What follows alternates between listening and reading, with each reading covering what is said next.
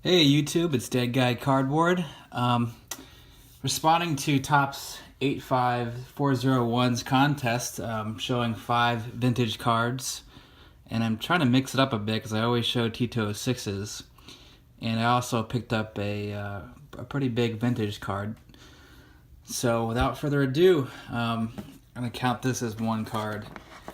I think like 4 or 5 years ago, when I was getting back into the hobby, I just kind of randomly, discover tobacco cards, and I think I found on eBay like an entire set of this tennis set. I can't even remember what the name of the set is, but it has, I think, close to like 90 different tennis players, and they're doing different techniques.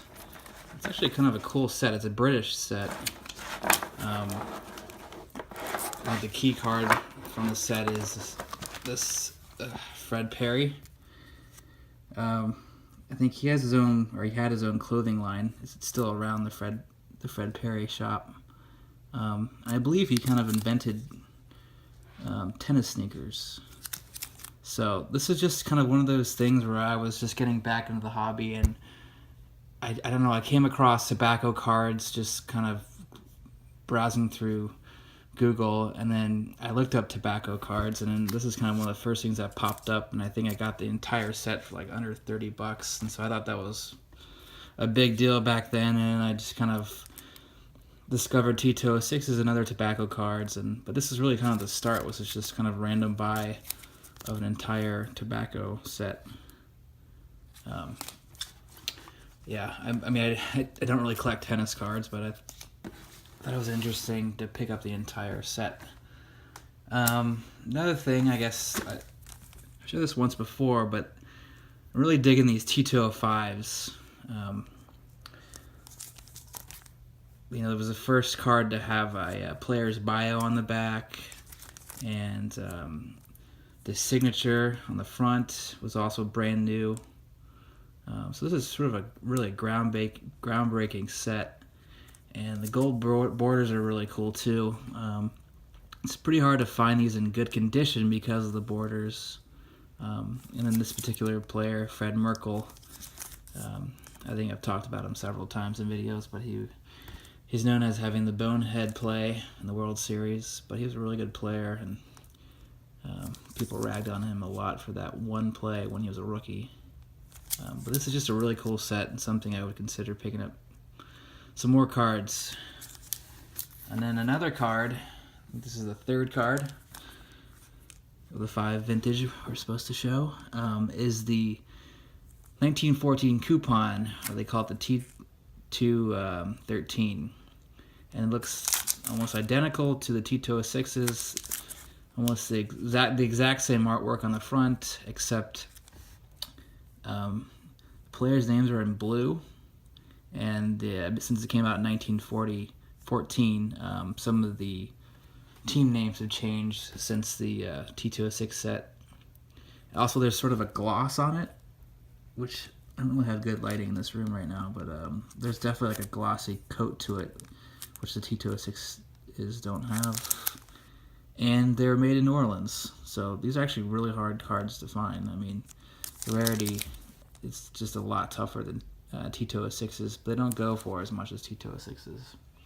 And also the paper is a little thinner than T206s, so it's pretty hard to find a high-grade example of these cards.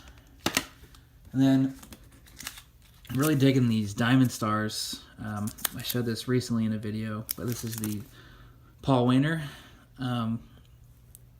It's a really affordable set, and there's some pretty big names in here, and just love like kind of the Art Deco style of the 1930s.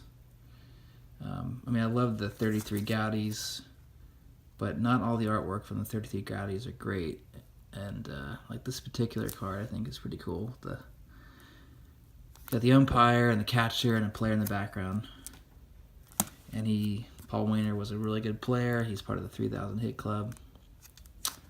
And then a new pickup I never showed before for my 3,000 hit club. This is a pretty big pickup. Is the 1975 Topps George Brett, a PSA 8. Just a really, really classic 70s card. Probably the number one, I guess, most recognizable card of the 70s. And this is just a really, really good version, I think. There's no print marks, which is near impossible, I think, for this set. The centering's really good. You can tell the centering on the left and right.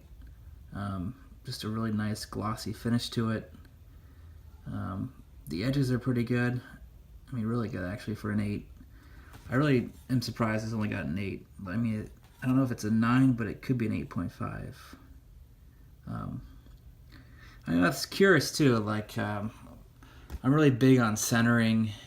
And I can't tell like how well centered this card is. It's really well centered left to right, but top to bottom, I can't tell like is there supposed to be a lot of space up top with the team name, or is it supposed to be kind of even with the bottom? Like the George Brett is kind of low. I don't know. I've looked at a lot of 1975 tops online on eBay, and even the PSA 9s, the centering is a little shifted down for the team name. So maybe that's just how Topps intended these cards to be. I don't know. I'm curious if anyone who collects this set and is familiar with the set is, I guess, what is the proper centering top to bottom?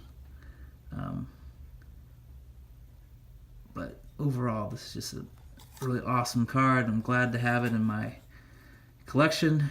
And actually it turned out even better than I thought it would be, because on eBay it looked like there was some kind of discoloration here, but it turns out there's just a couple little scratches on the slab, and so the card itself is just, you know, really vibrant, and then the purple is not at all affected. It's just on the slab. So yeah, those are my 5 cards. I don't know if I'm too late for the contest, but that's okay. I just wanted to post some cards I don't normally post on here. And thanks for watching.